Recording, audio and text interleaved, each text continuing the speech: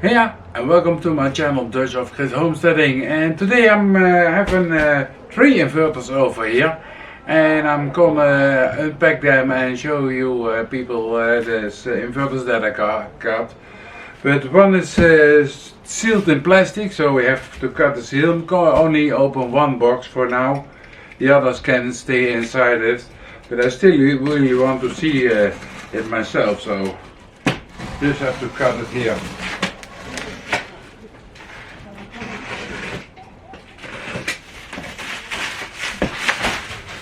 And then we come and see the box.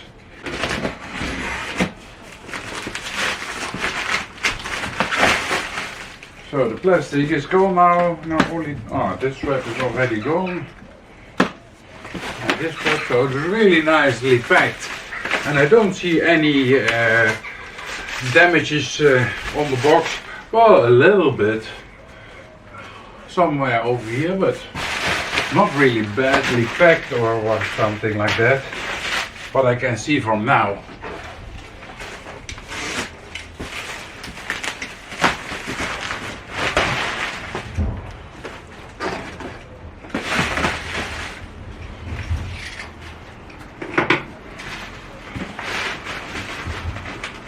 But it's heavy.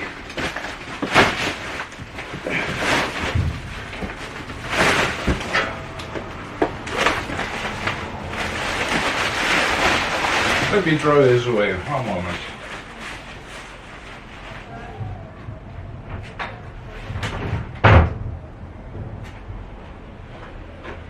To the recycle bin.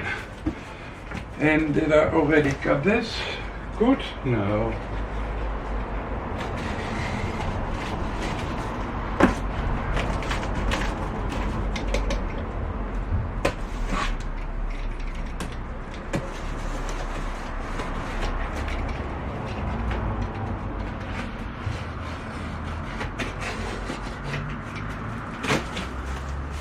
Alright, well, the box is open and there's some nice foam on the top.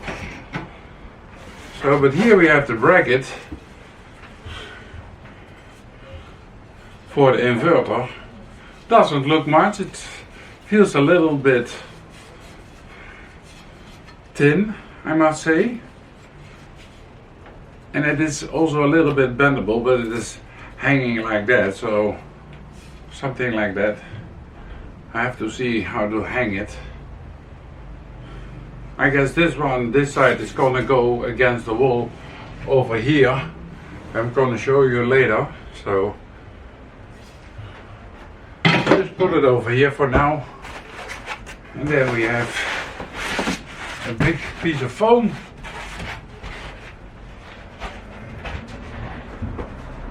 And then we have the inverter. Well, first we have a Deye Hybrid inverter. And this is the hybrid inverter, the Sun SK05LP1-AU. So this one is for the Dutch market, has certification. And it is a 6K, so 6000 watts. And then it is SG05LP1. I'm not 100% sure where those numbers for standing, but I particularly chose this one. And I'm not sure at this moment, so from my head, what it was. I have to find it for you guys. But yeah, we have user manual. And then we have a box with a lot of components inside. So let me see. Connector for the MC4 connectors. Nice. And then we have a couple of rings. Not sure yet where it is for. And then we have the bolts. So these bolts for me are too short because I have to isolate the wall first before I can hang this inverter, and that's gonna be in the next vlog for mine. but these bolts are not that thick. So this is M6, I guess, and I want to use M8 when it is possible. And looking at the ball, at the holes in the back plate, it is possible to use M8, and this is only M6, but still nice bolts. But then we have the MC4 connectors over here.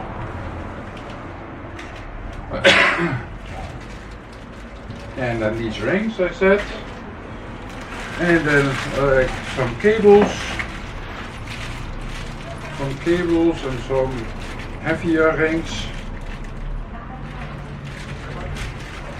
So that's all included, and then a box. Not sure what's inside of here, so let me take a look. We have to cut it also.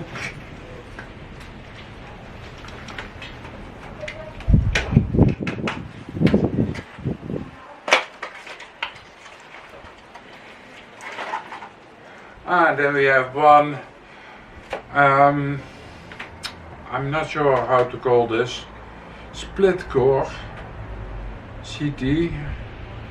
So this is a CT SA0616. So this is a 100 amp, 50 milliamp sensor. And this sensor you have to put around the in and outgoing power and everything. And then this one has to connect to the inverter itself, this side. That's nice. So everything is included. We have even more MC4 connectors over here. And now I drop the screw. Let me see where it fell. Put in all back, or here it is. Oh, that's an MC4. So let me put it aside for now. And then take the plastic off for the inverter itself. And it's a really, really nice, heavy one. Oh my. Okay, we got it. Alright. Let's see if I can lift it and then pull the box from beneath it. Yes. Okay, the box over there. And then we here have the inverter. A very nice heavy one with good, a little bit lower for you guys. Yeah, you just probably can see it, but that is better. So some nice connectors over here. You have to take the front plate off to connect everything inside. And we have two MPP3s over here, in and outgoing, COM1, COM3, generator, load, grid. These are for the battery, yeah, okay. And then here have the COM port. Nice, on and off button, on and off switch. Nice. No damage at all. What I can see at this moment, so. And really big, heavy, cool body at the back, as you can see. Really heavy coolers. And I can already see how the plate is combined. So it has to go like this. Over like that. Okay. That's very nice. Yes. That'll work.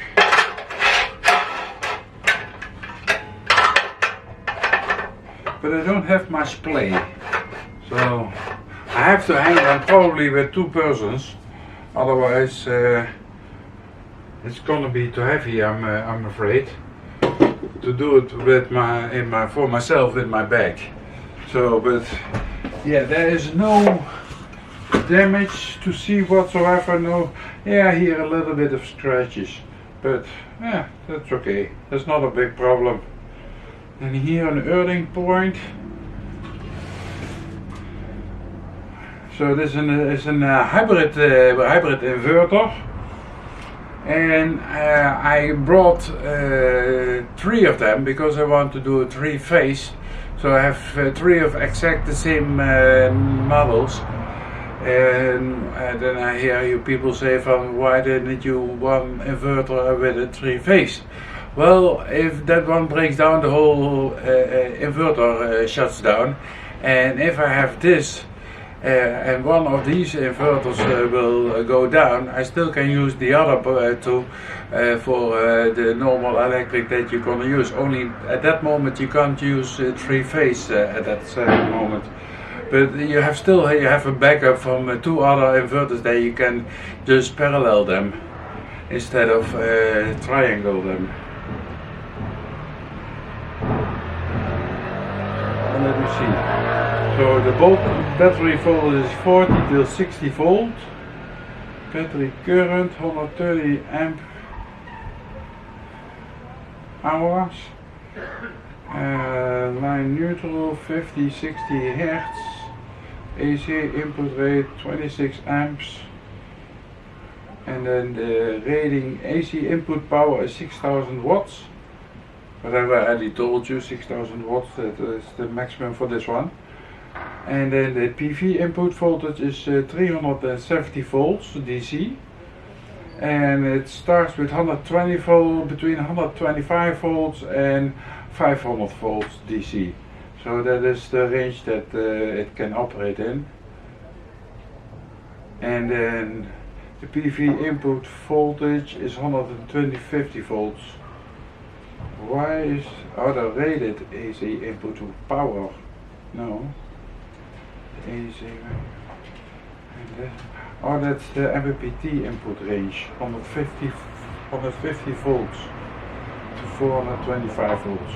Yeah, okay. And then we have the PV input current, 13 amps. And the maximum PV input power is 7800.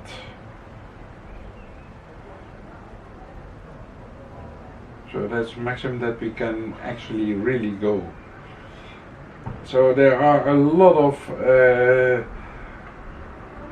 information on this side, and I'm probably gonna come back with you guys of this in another vlog, or not, maybe, I don't know, but I really want to open this panel and see what's behind it. But I opened the front, as you can see, and now I have a couple of communication ports over here.